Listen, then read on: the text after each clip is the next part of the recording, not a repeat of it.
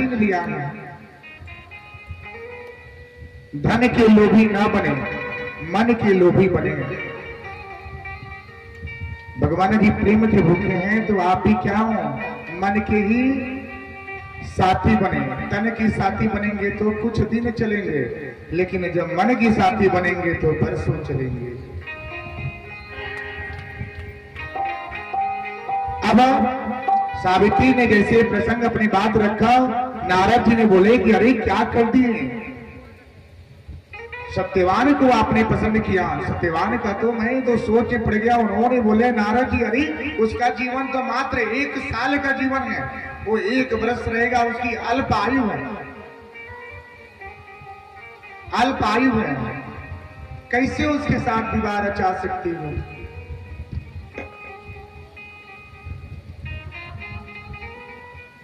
हर एक माता पिता सोचते हैं कि मेरी पुत्री क्या हो, सुखी रहे, जहां पे जाए सुखी रहे, और पूरा परिवार फूल की तरह महके। जब इनके पिता ने सुनने के बाद नारद जी की बात सुने तो थोड़ा सा मन में पीड़ा हुई। सावित्री को उनके पिता ने समझाए। सावित्री ने बोले कि पिताश्री, बस मन में एक बार किसी को बसाया जाता है, बार बार किसी को नहीं लिया जाता है।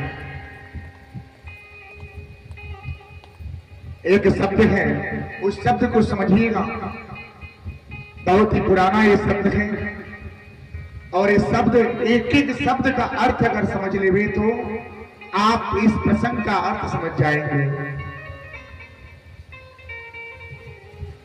सत्यभामा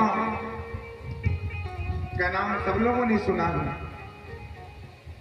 लेकिन भगवान जी की प्रिय थी। उसका जन्म अगले जन्म में क्या था, उसके बाद इन्होंने भगवान जी के पास क्यों आई। सावित्री ने अब सत्यवान के साथ विवाह भी कर लिए, चली गई वहां रहने के लिए। दिन गिनती शुरू हो गया। जैसे जैसे समय नजदीक आता है, समय जैसे जैसे नजदीक आता है, सत्यभामा का मन घबरा जाता है, मन घबरा जाता है, और बार बार ईश्वर से कामना करती है क्या कि मेरे पति की आयु दीर्घायु हो जाए, हम पति पत्नी के बीच में सारी बंधन दूर हो जाए, बस उनके सिवा हम किसी को नहीं जानते।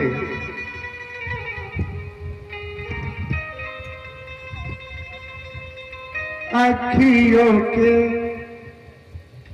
झरोकों से मैंने देखा जो सांवरे,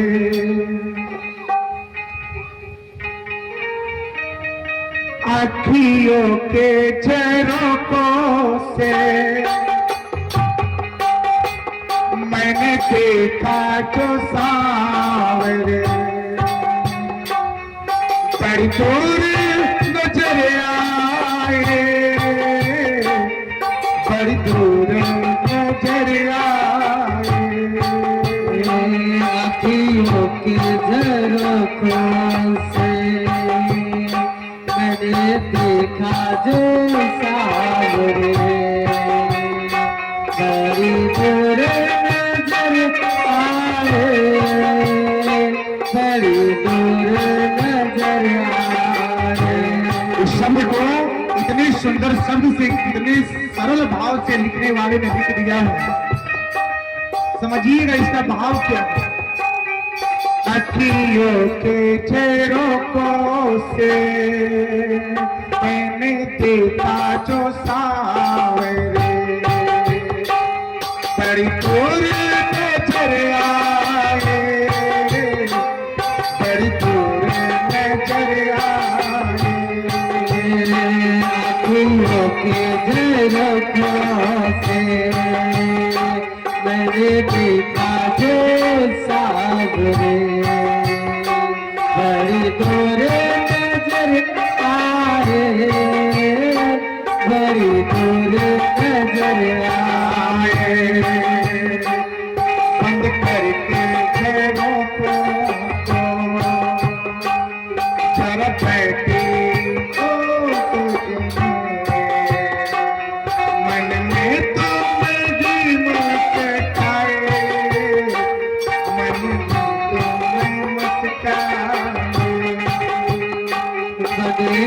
के झरोखों से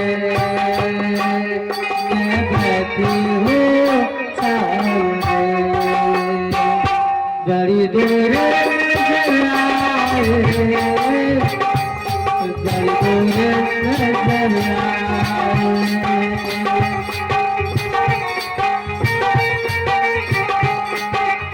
राधे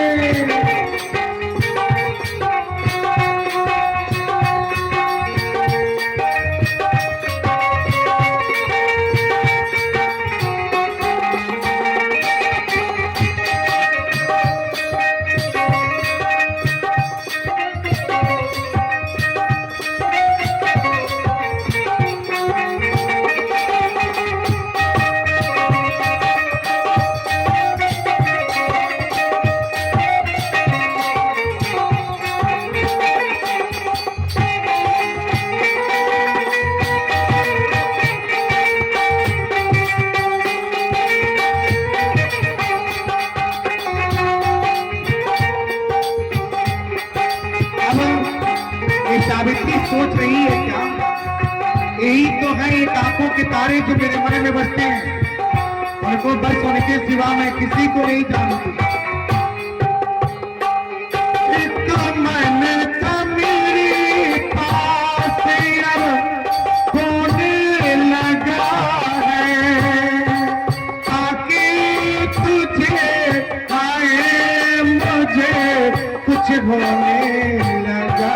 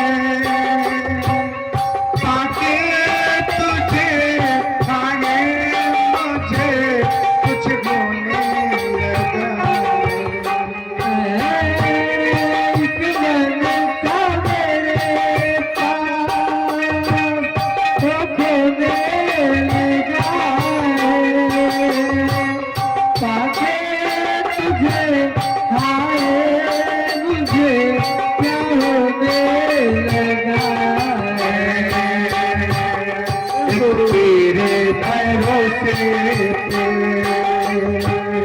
सब बैठी हो भूल के, एक तेरे भरोसे से सब बैठी हो भूल के, मेरे बाबा गुजर जाए, मेरे साथ गुजर जाए। तेरे भरोसे पे मैं बैठी हूँ भूल के, आंसू गुजर जाए, तेरी बात गुजर जाए। मेरे मन में आप बस आप ही आप सब दूर हो जाए, पर आप न जाए। मेरे मन में आप है, बस आप ही आप है, सब दूर हो जाए, आप दूर ना हो पाए। राधे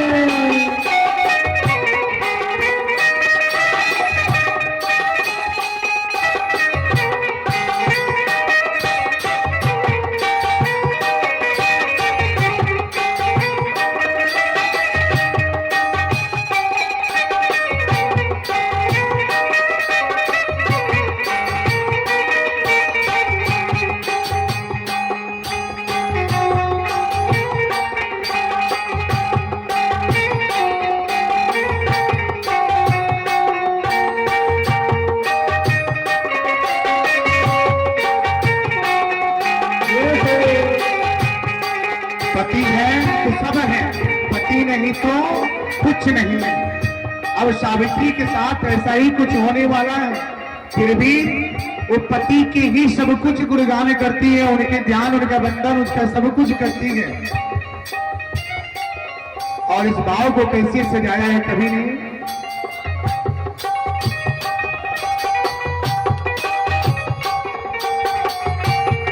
जीते हो तुम्हें देख के, मरती हो तुम्हें पे, तुम हो जहाँ सजन मेरे, दुनिया है वही।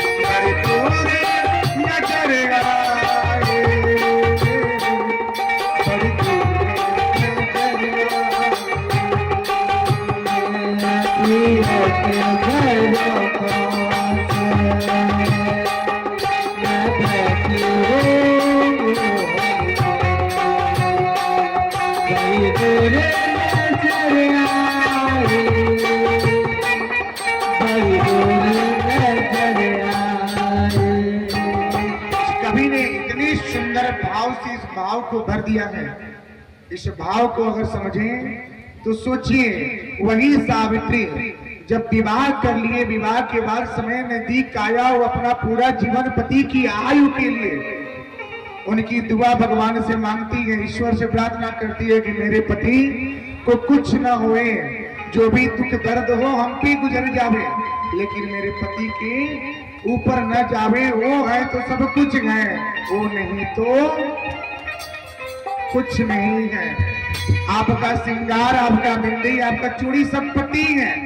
पति जब तक रहेंगे तब तक आप शान से बोल सकते हैं क्या कि ये मेरा श्रृंगार है। कहीं घूमने भी जाते हैं तो अच्छा लगता है, किसी के पास भी बैठेंगे तो अच्छा लगेगा, कहीं मंदिर जाएंगे तो अच्छा लगेगा, मायके भी जाएंगे तो अच्छा लगेगा। कब तक? जब तक आपके पति हैं तब तक। पति नहीं है तो कुछ नहीं है। इसी भाव के साथ अब सावित्री जब लास्ट दिन आया, एक दिन का समय आता है, सावित्री सोच में डूबी है, तब पति का सिर में दर्द होता है। अभी सोच लेती है, वो तो जानती थी कि इसकी आयु क्या है, अल्प है, अल्प माने थोड़ा, अल्प माने यानी थोड़ा, यानी कि थोड़ी ही जीवन है। अभी घबरा गई। उसके बाद उस दिन जंगल में लकड़ी काटने के लिए सत्यवान अकेले जाते हैं। सावित्री बोलती है क्या कि मैं भी जाऊंगी, आज साथ में मैं भी चलूंगी। जिद करके बैठ गई। अब उनकी सास ने बोली क्या, अरे पुत्र लेके जाओ, जिद कर रही है तो जाओ, लेके जाओ जंगल में। अभी सत्यवान यानी जो सत्य के मार्ग पे चले, सत्यवान के साथ निकल जाती है जंगल में। जाने के बाद सत्यवान अब टहनी लकड़ी काटते हैं, चक्कर आता है, आ जाते हैं। सावित्री से बोलते हैं कि आज मुझे बहुत चक्कर आ रहा है। सावित्री घबरा गई और बोली क्या सो जाइए, हम आपको आंचल से क्या करेंगे, पंखा करेंगे। कितना प्रेम है। आजकल की स्त्रियां जो है ना, ऐसे प्रेम देखने को नहीं मिलता, लुप्त हो गया है। जो बरसों हो गया सब देखते देखते देखने को नहीं मिलता है। अगर पति थके भी आए ना तो उनको समय से एक गिलास जल भी कोई देता नहीं है। उनका काम है कर्तव्य करना, नहीं करेंगे तो परिवार कैसे चलेगा। स्त्री के अंदर क्या है, थोड़ा अहंकार आ गया है। माताएं अगर ऐसी विचार धारणाएं रखती हैं ना तो इसको त्याग देंगे, पर त्याग कर देवे, क्योंकि इससे रिश्ते नहीं चलते। त्याग के रिश्ते जो होते हैं ना, इससे रिश्ते नहीं चलते हैं। इसे पति और पत्नी के रिश्ते में क्या होता है, खटापन होता है। जब खटापन हो जाता है ना तो रिश्ते में दरार आ जाता है। दरार पड़ गया तो रिश्ता टूट गया। तो दरार न डालें। जैसा भी है, आप गरीब हैं अमीर हैं, फिर भी अपने पति के सहारे ही आप अमीर हुए हैं और पति के सहारे ही गरीब हुए हैं। तो जब अमीर हुए तो आपके पति ही थे, गरीब हुए तो आपके पति ही हैं। तो गरीबी में रिश्ता छोड़िए मत, साथ रहिए। जिस तरह से सत्यभामा ने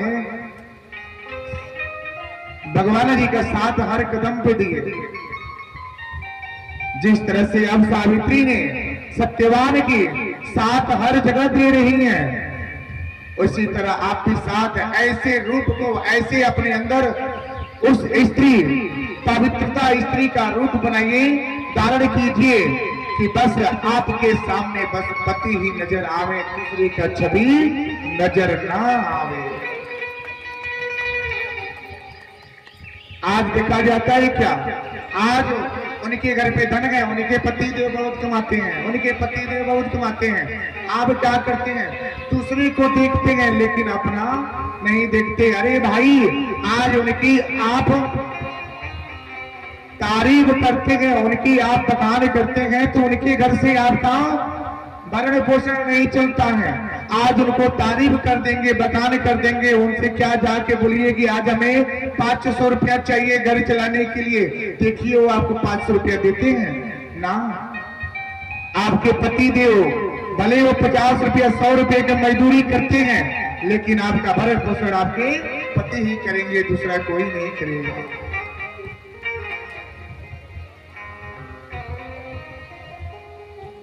अभी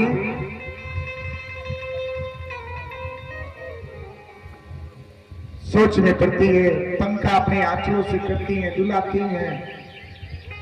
सोए सोए सत्यवान जीवन की अंतिम सांस ले लेते हैं। अब उस सत्यवान को, सावित्री को तो पता था, एक पुत्र का जन्म जब होता है ना, पुत्र का जन्म जब होता है तो परिवार में बहुत खुशी होता है। इतना खुशी होता है परिवार में कि हर्ष उल्लास हो जाता है कि मेरे घर पे क्या है, पुत्र की जन्म हुआ है।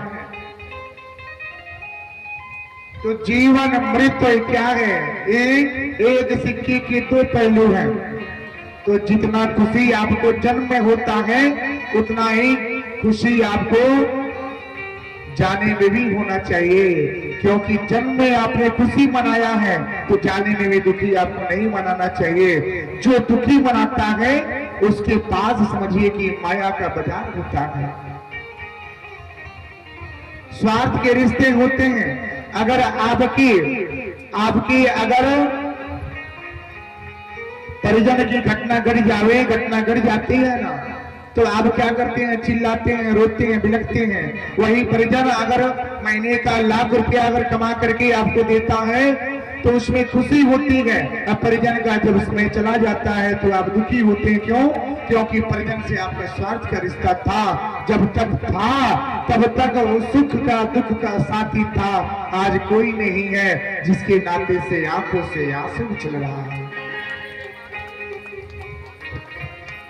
तो जन्म में जितना खुशी होता है उतना ही खुशी आपको गम में ही होना चाहिए। ये जो गम को पी लिया उसको भगवान से मुलाकात हो गया। अब सत्यवान को खो जाने के बाद सावित्री भी तनिक भी नहीं घबराती। अब उसको लेने के लिए यमराज के दूत नहीं, स्वतः यमराज आते हैं। क्योंकि यमराज के दूत वहां पे पहुंच नहीं पाते, क्योंकि सावित्री जो थी वो सती थी और सती के बल से वहां पे जो उनके दूत आते हैं कमजोर पड़ जाते हैं और उनके प्राणों को हरण नहीं कर पाते। स्वतः वहां पे यमराज को आना पड़ता है। जब यमराज वहां पे आए, जब सदा स्वयं यमराज आए और उनकी प्राण को हनन करके लेके जा रहे हैं, सावित्री उनके पीछे पड़ गई। यमराज बोले कि क्या तुम लौट जाओ, तुम्हारे पति की आयु अल्प थी और आज उसका समय पूरा हो गया है और जाने का वक्त हो गया है। इसके बदले में तुम कोई वर मांगो, मैं वर दूंगा। सावित्री बोली, महाराज हे प्रभु, अगर आप हमें इतनी खुशी हैं, हम पे इतने आप खुशी हैं, तो आप क्या करें? देखिए कैसी महिमा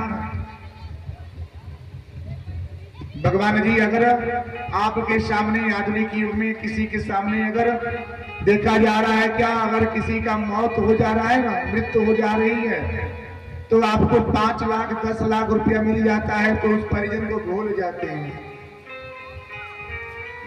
हैं ना मेरी मैया, भूल जाते हैं। क्योंकि पैसे से अगर प्राण की अगर खरीदा जाए तो संसार में कोई नहीं मरे और सबकी प्राण पैसे से ले लिया जाए।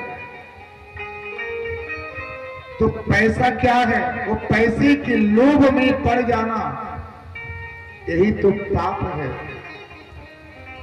ये तो पाप लग ही गया कि आपने कौन सा ऐसा कर्म किए जैसे कि आपके आंखों के सामने आपका पुत्र बिछड़ गया, आपका परिजन बिछड़ गया। ये तो दोष लग ही गया। साथ में उस दोष की भरपाई आप अपने धन लेकर के कर लिए, तो सोचिए कि आप उससे कितने पाप के भागी हो गए।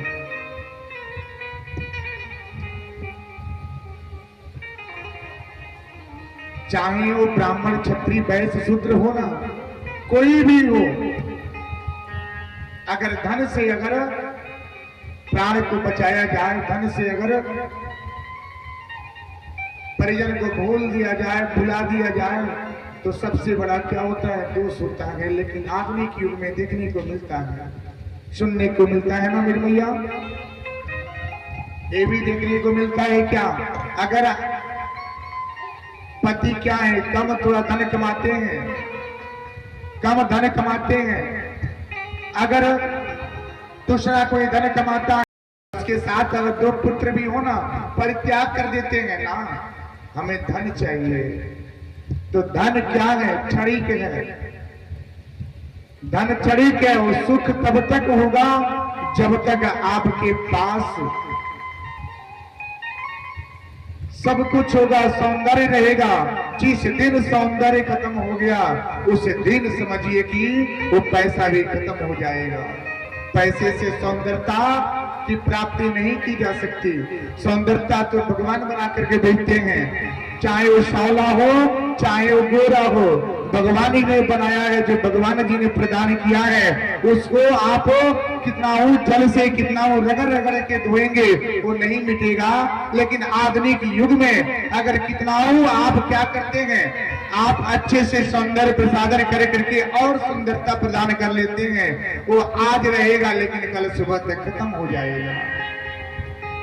लेकिन जो ईश्वर ने प्रदान किया है वही सत्य है, सबसे बड़ा सत्य तो वही है। जिस रूप को भगवान ने प्रदान किया है उसी रूप को लेकर के चलिए, वो आपका पूरा जीवन साथ देगा। अगर पूरा जीवन साथ देगा, अगर क्षणिक में आप भूल गए, क्षणिक में आप अपने रिश्तों को भूल गए, वो रिश्ता तो दाग बनेगा, पूरा परिवार बिखर जाएगा।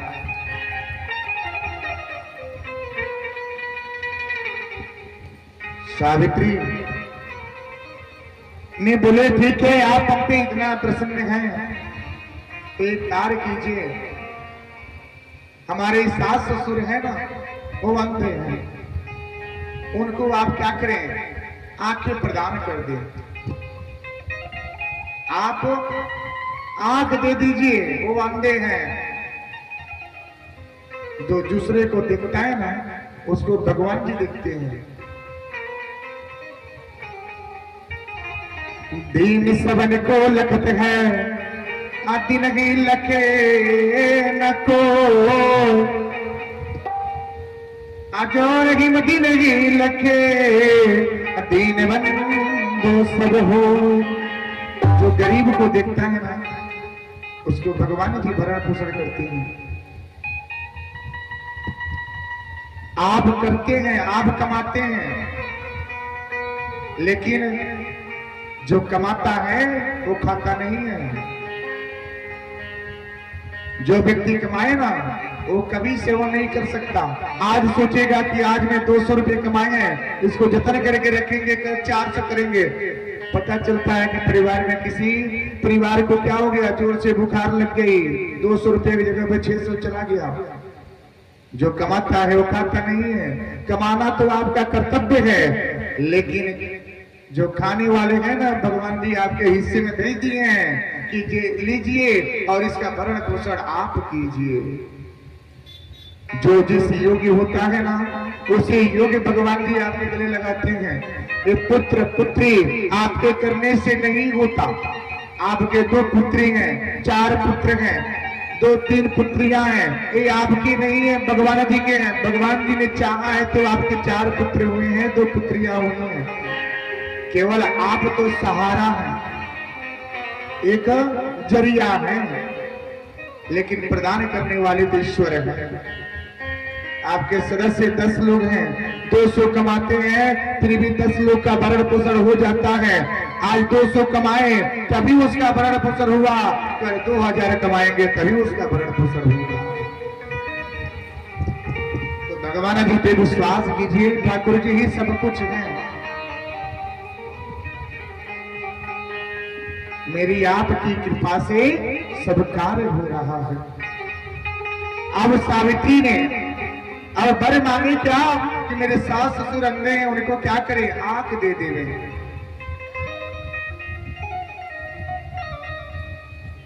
अब यमराज ने बोले थी ठीक है ऐसा ही होगा, वरदान दे दिए। फिर से चलने लगे। सावित्री पीछा नहीं छोड़ी, आगे बढ़ती गई बढ़ती गई। बढ़ने के बाद कुछ दूर और आगे गई। उन्होंने फिर से यमराज ने बोले क्या तुम पीछा करना छोड़ दो, जो तुमने मांगा मैंने दे दिया, तुम्हारे पति वापस नहीं आने वाले हैं। इसके बदले में चाहे कुछ भी मांगो हम दे देंगे, लेकिन पति को नहीं दे सकते। हम जानते हैं कि तुम सती हो, लेकिन